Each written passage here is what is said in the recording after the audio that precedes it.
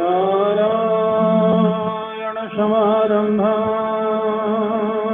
शङ्कराचार्यमध्यमाम्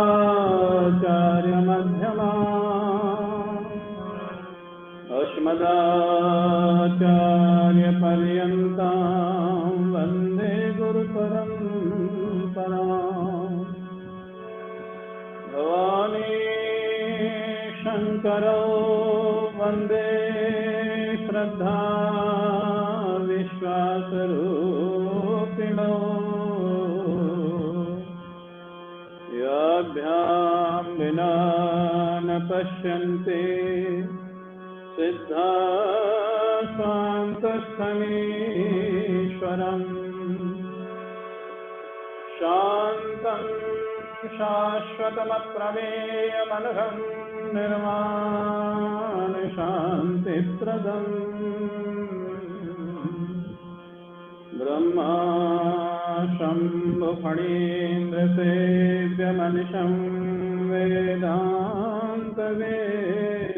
विभुम्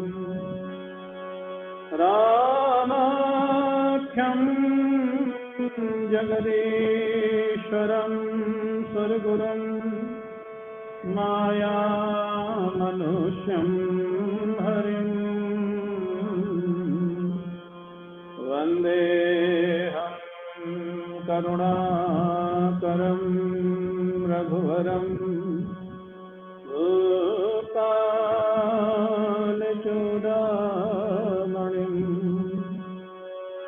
मनोजमं मारुततुल्यवेगं जितेन्द्रियं बुद्धिमतां वरिष्ठं वातात्मजं वानरयूथमुख्यं श्रीरामदूतं शरणं प्रपद्ये। सबकरिमा गहि एक फल सबकरिमा गहि एक फल राम चरण रति हो तिनके मन मंदिर बसहु सिय रघुनंदन दो। परम पूज्य प्रातः स्मरणीय श्री सद्गुरुदेव भगवान के श्री चरणारविंदों में साष्टांग प्रणाम। हम सभी लोग विगत अनेक दिवसों से सुंदरकांड जो श्री हनुमंतलाल जी को अत्यंत प्रिय है, क्योंकि उनको अपने जीवन की उपलब्धि इसी कांड में प्राप्त हुई, और आप लोग सुन ही रहे हैं कि इसमें कितने सुंदर सुंदर प्रसंग हैं, सुंदर सुंदर कथाएं हैं, ये आप लोग देख रहे हैं।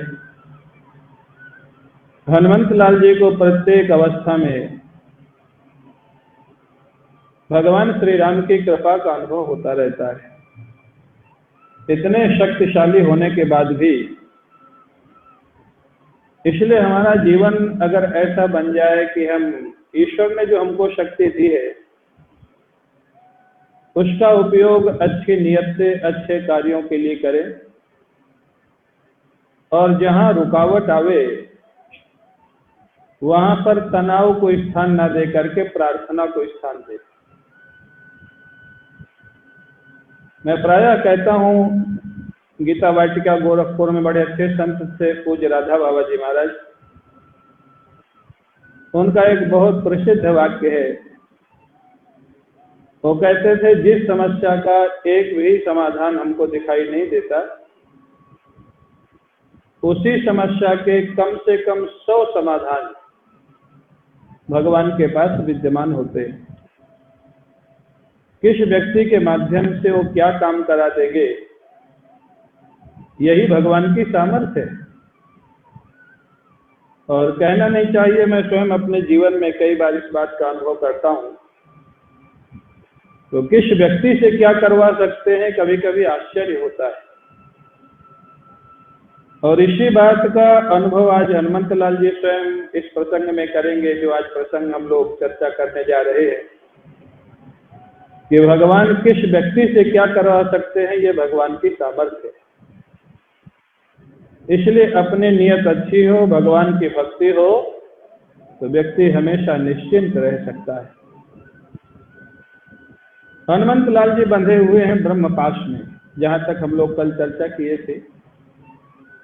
मेघनाथ उनको बांध करके ले गया है रावण के दरबार में।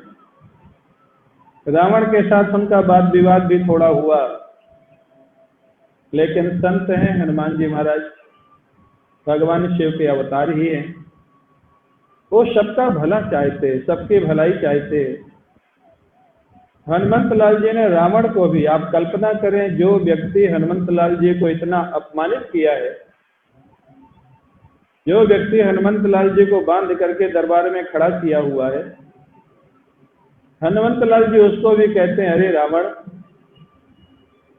तो अगर भगवान श्री राम की शरण में चला जाए और अपनी गलती मान ले, तो भगवान श्री राम इतने कृपालु हैं, इतने दयालु हैं कि तेरे को माफ कर ही देंगे।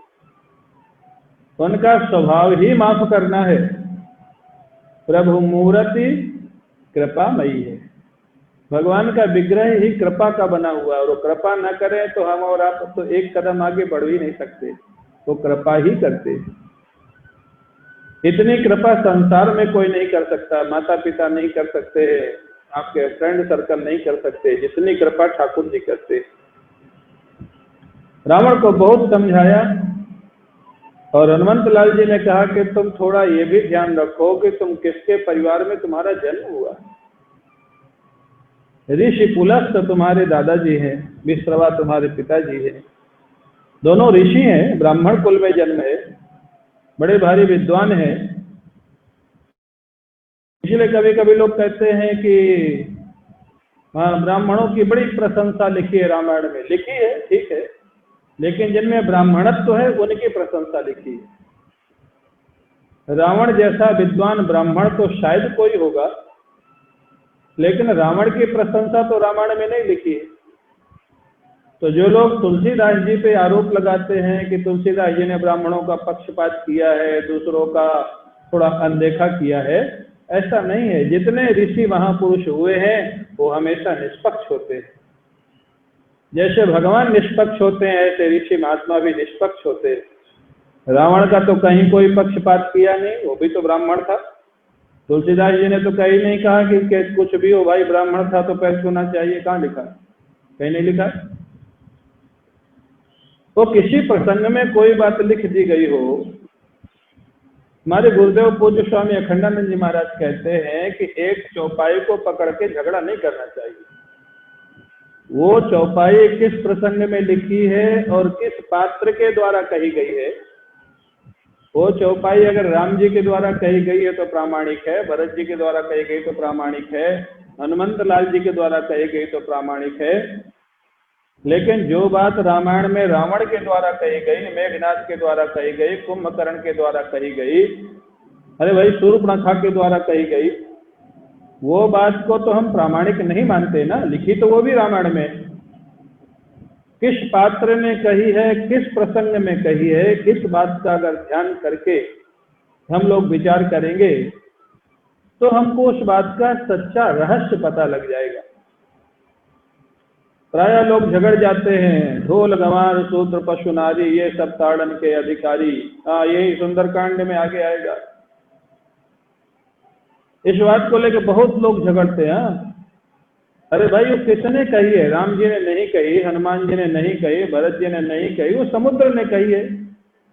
और अपनी गलती की गिल्टी मानता हुआ, अपनी गलती को मानता हुआ कहते मैं तो मूर्ख हूं, दुर्बुद्धि हूं, और अपने साथ 4 नाम उसने और लपेट लिया। अरे भाई, तुम अपने को कहो तुम मूर्ख हो, तुम 4 को और क्यों लपेट लिया?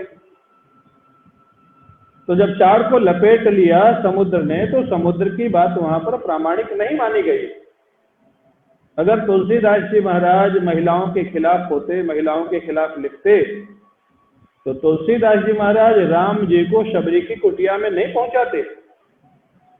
राम जी शबरी की कुटिया में जाते। शबरी क्या ब्राह्मणी थी क्या? शबरी ब्राह्मणी नहीं थी, शबरी भीलनी थी, वनवासी जाती थी। उसी की कुटिया में भगवान स्वयं जाते हैं और जा करके शबरी के जूठे बेर खाते हैं। ये भी तो रामचरितमानस में लिखा है।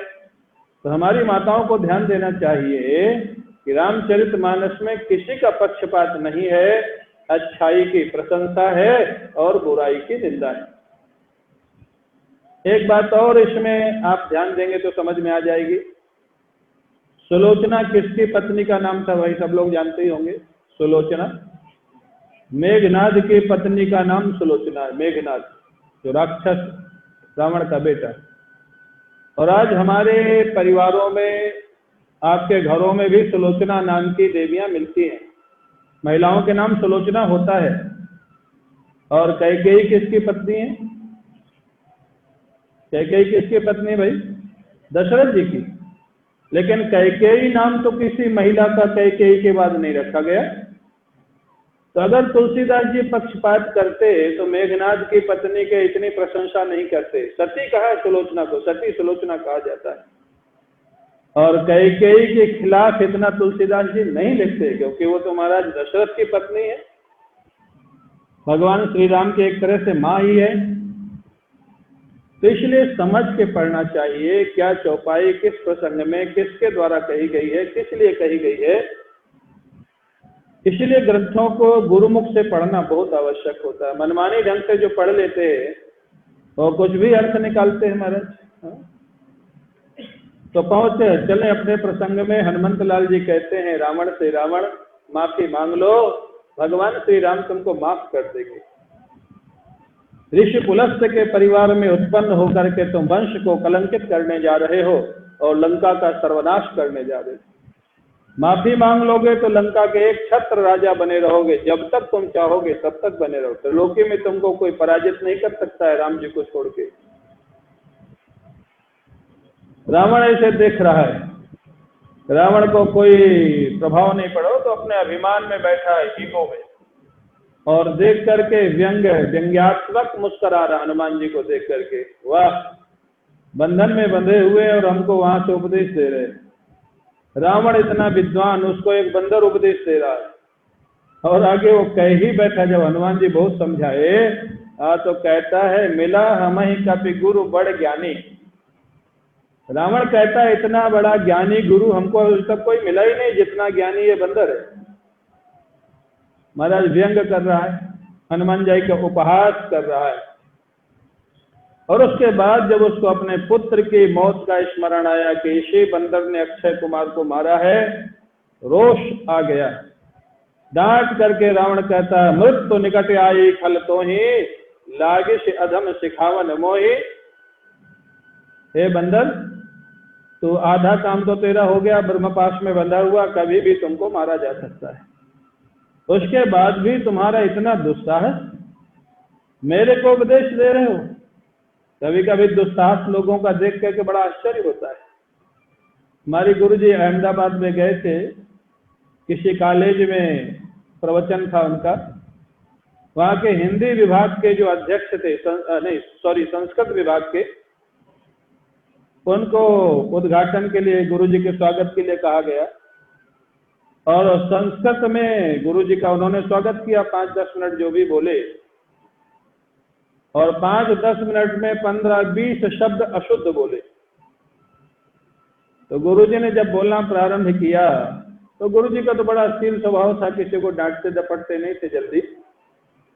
गुरुजी ने कहा कि हमको ये संस्कृत के पंडित जी का दुस्साहस देख करके बड़ी हैरानी हो रही है। दुस्साहस माने भरे मंच में संस्कृत में बोल रहे हैं और अशुद्ध संस्कृत बोले जा रहे हैं, और इनको कोई चिंता ही नहीं कि हम अशुद्ध बोल रहे हैं। इसी प्रकार से रावण कहता है तुम्हारा दुस्साहस देख करके मेरे को आश्चर्य। मेरी सभा में मेरे बेटे ने तुमको बांध करके यहाँ खड़ा किया है और मेरी सभा में मेरे को उपदेश दे रहे हो। तुम्हारे जैसा ज्ञानी गुरु तो आज तक मेरे को मिला नहीं। तेरी मौत लगता है तेरे पास खड़ी है, इसीलिए तो ये सब उल्टी सीधी बातें बोल रहा है। हनुमंत लाल जी समझ गए इसको समझाने से कोई फायदा होने वाला नहीं है। हमारी संस्कृति कहती है सुधार का प्रयास करो 3 बार 5 बार, उसके बाद कोई नहीं माने तो समझ लेना ये सुधरने वाला नहीं है, ये दंड का अधिकारी है। अगला कदम होता है संघार, दंडात्मक कार्रवाई। आप देख रहे हैं हमारे देश के दोनों तरफ जो लोग हैं, एक तरफ पाकिस्तान एक तरफ चाइना, कितनी बार शांति प्रस्ताव किया गया, कितना प्रयास किया गया कि नहीं मानते।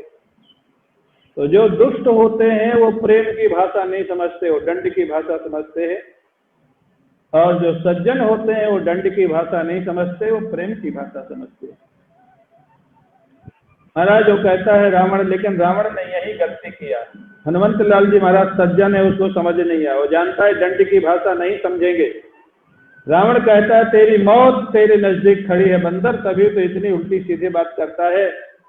हनुमंत लाल जी मुस्कराए, रावण आप ठीक कहते हैं, मौत खड़ी है, मेरे को भी दिख रही है।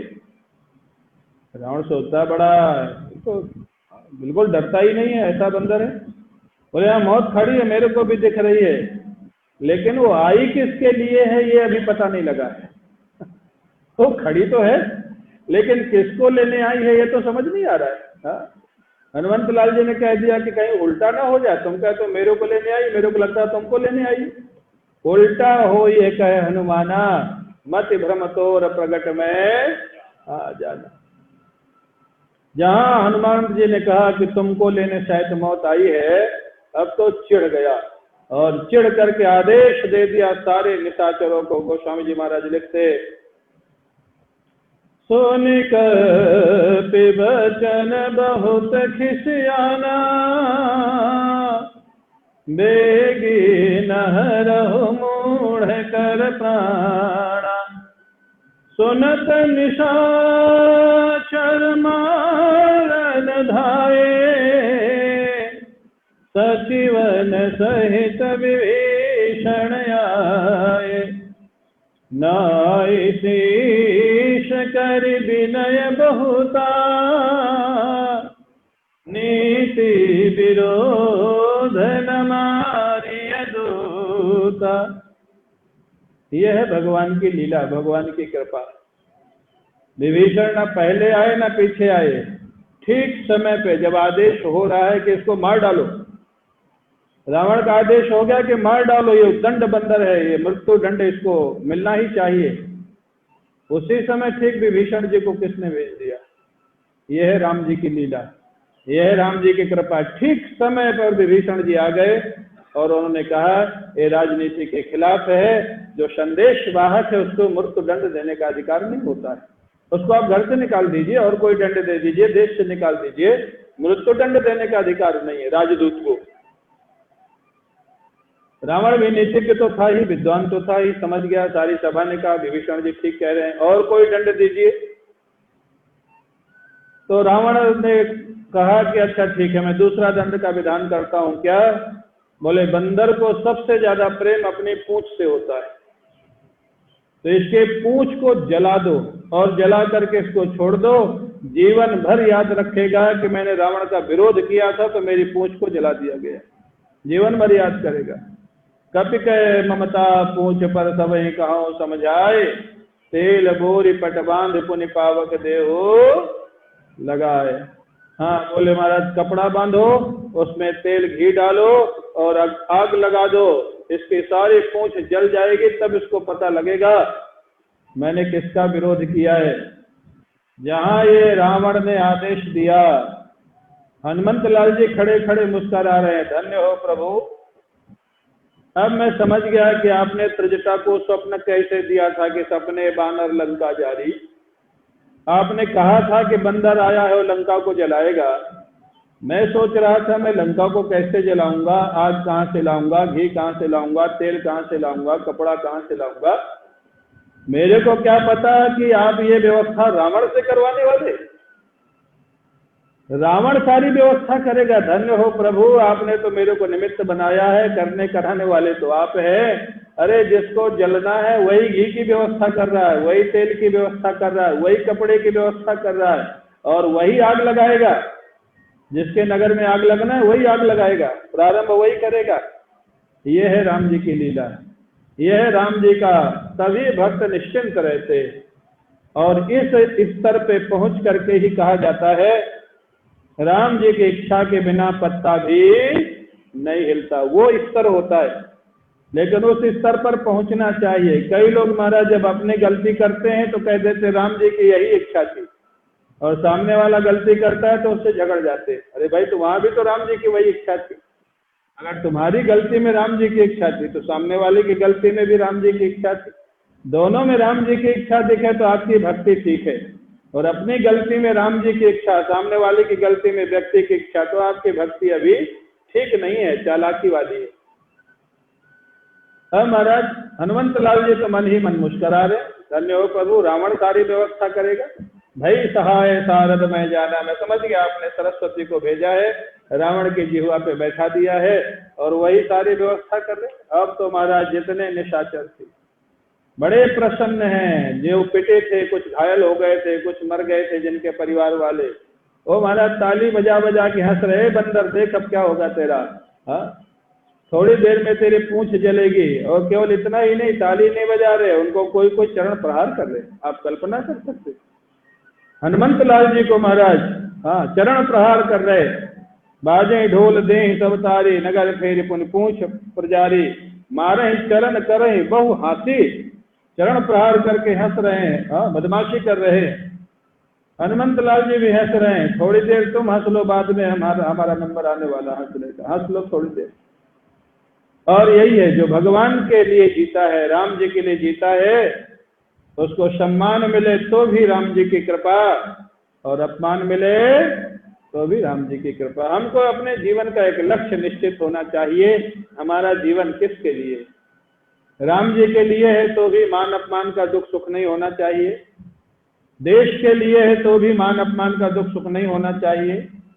मैं कहता हूं समाज सेवा के लिए अगर जीवन समर्पित है तो जरूरी नहीं कि सब लोग सम्मान ही करेंगे, कहीं सम्मान भी मिलेगा, कहीं अपमान भी मिलेगा। अगर हमारा टारगेट क्या है, टारगेट के प्रति कष्ट सहने का नाम ही तपस्या होता है। हमारा जो टारगेट है, हमारा जो लक्ष्य है, उसके लिए जो भी मिलता जाए प्रणाम करते हुए आगे बढ़ते जाओ, इसी का नाम तपस्या होता है। हनुमंत लाल जी को कोई कष्ट नहीं हो रहा है। जहां आग लग गई, आग लगने के बाद हनुमंत लाल जी देखे अब निशाचर दूर खड़े हो गए, और हनुमंत लाल जी ने बीच में क्या किया था, पूंछ बढ़ाना शुरू कर दिया था। क्यों? जब राम जी इतना काम कर रहे हैं तो मेरे पास जितनी ताकत है मैं भी तो कुछ सहयोग करूं। कितनी पूंछ बढ़ाई मालूम है आप लोगों को? इतनी पूंछ बढ़ाई कि लंका का सारा कपड़ा खत्म हो गया। हाँ, बाढ़ी पूंछ की कपि खेला, रहा न नगर बसन घृत। हाँ, बोले नगर में ना घी बचा, ना तेल बचा, ना कपड़ा बचा, इतनी पूंछ बढ़ा दी हनुमान जी ने। पूज्य रोटीराम बाबा कहते थे अगले दिन भोजन के लिए भी घी तेल नहीं बचा था, सब खत्म हो गया। हाँ, सारा घी तेल खत्म हो गया, कपड़ा, हनुमान जी ने इतनी पूंछ बढ़ा दी। अब महाराज इतना सारा कपड़ा पड़ा लपेट के जैसे आग लगाई, हनुमान जी ने, ब्रह्मपाश था उसकी मर्यादा रखनी थी, हनुमंत लाल जी ने महाराज छोटा सा रूप बनाया, ब्रह्मपाश ढीला पड़ गया, उसको तोड़ा नहीं, निकल गए, निकल करके विशाल रूप धारण करके महाराज महल पर कूद के चढ़ गए, और एक महल से दूसरा महल, दूसरे से तीसरा महल, जहां आग जलनी प्रारंभ हुई, पवन देवता ने सहायता करना प्रारंभ कर दिया। क्या बहे पवन 49 तरह की वायु होती है, सारी के सारी वायु सब बढ़ने लगी, प्रवाहित होने लग गई, चारों तरफ हाहाकार मच गया, सारा नगर जलने लग गया। क्यों? पवन देवता क्यों सहायता किए? पवन पुत्र ही तो थे हनुमंत लाल जी। उनका पुत्र कोई विशेष कार्य कर रहा है तो पिता तो सहायता करेगा ही, स्वाभाविक है। और रावण से सब दुखी होकर के बैठे थे देवता, इसलिए भी सहायता कर रहे। सारा नगर जल रहा है, हाहाकार मचा हुआ है। अब कुछ निशाचर जो पिटे थे, घायल हुए थे, वो कह रहे थे हमने पहले ही कहा था ये बंदर नहीं है, कोई और है। हाँ, अब तो कहेंगे ही, पहले तो हंस रहे थे, अब जब पिटने लग गए, जलने लग गए, हमने पहले ही मना किया था, हाँ ये बंदर नहीं है, कोई और है। सारा नगर जल रहा है, लेकिन एक आश्चर्य है, ये भी राम जी की लीला, क्या केवल विभीषण के घर में आग लगी ही नहीं, सारा नगर जल रहा है। आप कल्पना कर सकते हैं, इतनी तेज हवा चल रही है, हनुमंत लाल जी एक कंगूरे से दूसरा कंगूरा, एक घर से दूसरा घर, उलट पलट लंका कप जारी, सारी लंका में आग लगी हुई है महाराज, लेकिन विभीषण के घर में आग नहीं लगी। क्यों? आग को जिसने बनाया है उन्हीं के भक्त हैं विभीषण। आग भी तो भगवान श्री राम की इच्छा के बिना जला नहीं सकती है, वायु बहा नहीं सकती है, जल डुबा नहीं सकता है, अरे विष मार नहीं सकता है। मीराबाई ने सिद्ध कर दिया था, मीराबाई को विष मार नहीं सका प्रभु की इच्छा के बिना, प्रहलाद को जल डुबो नहीं सका। ये भगवान के जो सेवक हैं प्रकृति में, इसलिए भक्त कितना निश्चिंत होता है, एक भगवान का आश्रय लेकर के पूरे विश्व में निरंतर निश्चिंत होकर के विचरण करता है। अब महाराज सारी लंका जल गई, हनुमंत लाल जी महाराज कूद पड़े सागर में, पूछ की आग को बुझाया और पुनः छोटा सा रूप धारण करके जानकी जी के पास आके प्रणाम करते हैं। जानकी जी ने कहा कि फल खा लिया? बोले हाँ, फल भी खाया और उन लोगों का काम भी कर दिया। जानकी जी को समाचार तो मिल ही गया था, जानकी जी बड़ी प्रसन्न है। अब महाराज हनुमंत लाल जी ने कहा, माँ मेरे को जाना होगा, प्रभु श्री राम मेरी प्रतीक्षा कर रहे हैं संदेश की, लेकिन मेरे को कैसे मैं बताऊंगा कि मैं आपसे मिलके आया हूं, कोई प्रमाण तो चाहिए मेरे पास, जैसे राम जी ने दिया था ऐसे आप भी कुछ हमको वस्तु देंगी तो बहुत अच्छा होगा। जानकी जी ने चूड़ामणि उतार करके हनुमंत लाल जी को दे दिया। हनुमंत लाल जी से कहा, जानकी जी एक बात कह देना, प्रभु श्री राम से 1 महीने का समय रावण ने दिया है, 1 महीने के अंदर अगर मैं उनकी बात नहीं मानी तो उसने कहा है मैं तलवार से इनका समाप्त कर दूंगा जीवन। 1 महीने के अंदर ही प्रभु यहाँ कर कृपा करके पधारे और मेरे को स्वीकार करें। जानकी जी महाराज उनके आंखों से अश्रुपात होता है, क्योंकि हनुमंत लाल जी भी अब जाने को कह रहे हैं, प्रभु के प्रेमी है, जानकी जी के पुत्र हैं। उसके बाद उन्होंने प्रणाम किया भगवती को और कूद करके महाराज लंका से निकल पड़े।